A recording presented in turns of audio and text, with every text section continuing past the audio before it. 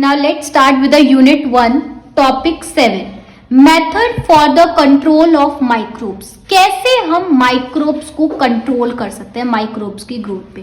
वो depend on the situation और कौन सा माइक्रो ऑर्गेनिज्म है और कौन सा उसका डिजायर्ड आउटकम है. कौन कौन से मेथड्स होते हैं जिससे हम माइक्रोब्स को कंट्रोल कर सकें. Physical method, chemical method, biological method. Physical method में मेनली 3 आते हैं. हीट के थ्रू, रेडिएशन के थ्रू, फिल्ट्रेशन के थ्रू. हीट में autoclaving, boiling, pasteurisation, dry heat sterilisation. Radiation में UV rays, gamma rays. Chemical method में antiseptic, disinfectants, antibiotic, antifungal, antiviral और एंटी पैरासाइट. बायोलॉजिकल में बैक्टीरियोफेज और probiotics. कुछ और भी हम लिख सकते हैं इसमें कैसे हम एनवायरमेंट को कंट्रोल कर सकते हैं. बाय एनवायरमेंटल कंट्रोल और बाय एंटी माइक्रोबियल कोटिंग कर कैसे. मैंने यहीं पे एंटी माइक्रोबियल कोटिंग को डिफाइन कर दिया. हम क्या करेंगे, जो एजेंट्स होंगे उनको कोट कर देंगे, मतलब कोट कर देंगे सरफेस को. किससे? एजेंट से जो माइक्रोब की ग्रोथ को होने ही ना दे, रोक दे ग्रोथ को. बेसिकली हमें कंट्रोल करना है ग्रोथ. माइक्रोब को ग्रो ही नहीं होने देना, उसकी ग्रोथ को ही रोक देना है. फिर फिजिकल मेथड हीट क्या है, सबसे मोस्ट इफेक्टिव है जिसके थ्रू हम कंट्रोल कर सकते हैं माइक्रोब की ग्रोथ को. कैसे कैसे कर सकते हैं. ऑटोक्लेव के थ्रू, बॉइलिंग के थ्रू. ऑटोक्लेव में क्या करेंगे, हम क्या करेंगे, एक हाई प्रेशर स्टीम प्रोवाइड कर देंगे जिसके कारण स्टीम से क्या होगा, जो हमारा इक्विपमेंट है जिसमें भी हम अपने चीज को स्टोर करें उसमें क्या होगा, वो स्टेराइज हो जाएगा, कंटैमिनेशन फ्री हो जाएगा.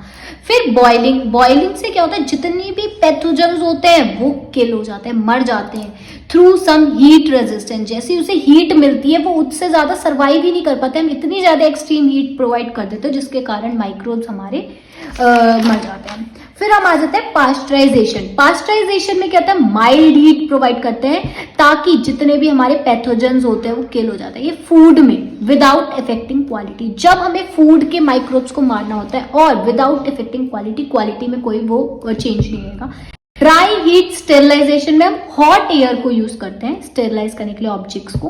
रेडिएशन मैंने जैसे बताया था, गामा रेज, यूवी रेज से क्या होगा, जितने भी डिसइंफेक्ट सरफेस, मतलब जिसमें माइक्रोब वाले सबसेट्स होंगे जैसे एयर, वाटर, वो क्या होंगे, डैमेज हो जाएंगे, bye damaging microbial DNA.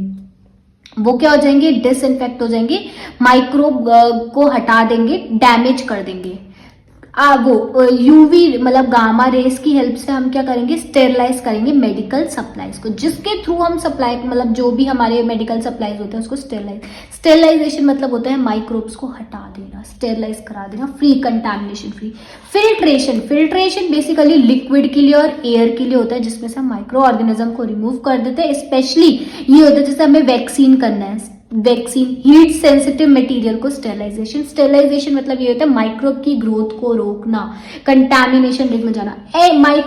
Chemical antiseptic क्या होते हैं, केमिकल्स होते हैं जो हमारे लिविंग टिश्यूज पे अप्लाई होते हैं ताकि माइक्रोबियल की ग्रोथ रुक जाए.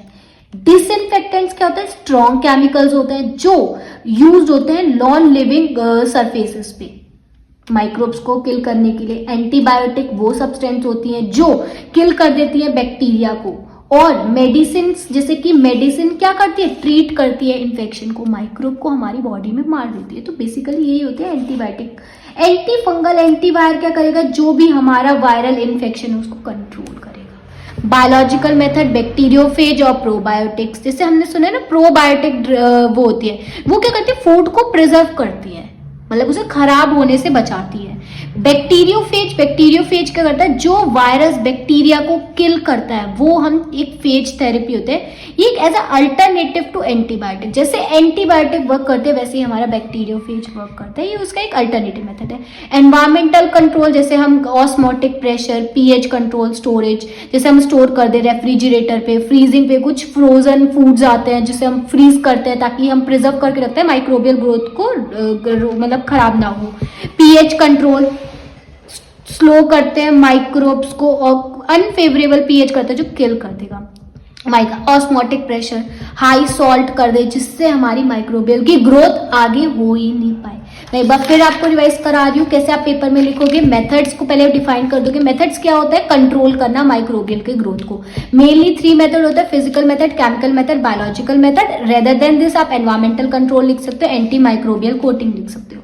फिजिकल मेथड में आप हीट बताओगे, ऑटोक्लेविंग क्या है, जैसे हाई प्रेशर स्टीम देते हैं, बॉइलिंग में आप डिस्ट्रॉय करते हो पैथोजन को, फिर पास्चराइजेशन में आप माइल्ड हीट प्रोवाइड करते हैं, ड्राई हीट में आप लिखोगे हॉट एयर, रेडिएशन में आप UV rays, gamma raise mention करोगे, फिल्ट्रेशन में लिक्विड और एयर के लिए होता है और स्पेशली हीट सेंसिटिव मटेरियल को स्टरलाइज करता है। केमिकल मेथड में antiseptic, disinfectant, antibiotic, antifungal. Antiseptic में रहता है केमिकल, डिसइंफेक्टेंट में स्ट्रॉन्ग केमिकल, एंटीबायोटिक्स में क्या आएगा? ये ट्रीट इन्फेक्शन, एंटी फंगल में क्या करेगा? कंट्रोल करेगा फंगल और वायरल को। बायोलॉजिकल मेथड में बैक्टीरियोफेज, अल्टरनेटिव है किसका? एंटीबायोटिक का। प्रोबायोटिक क्या है? फूड प्रिजर्वेशन के लिए। और एनवायरमेंटल कंट्रोल में ऑस्मोटिक प्रेशर मतलब कोई हाई सॉल्ट, इसमें अनफेवरेबल पीएच दे देंगे, स्टोरेज में फ्रीज कर सकते हैं और रेफ्रिजरेट कर सकते हैं। Thank you.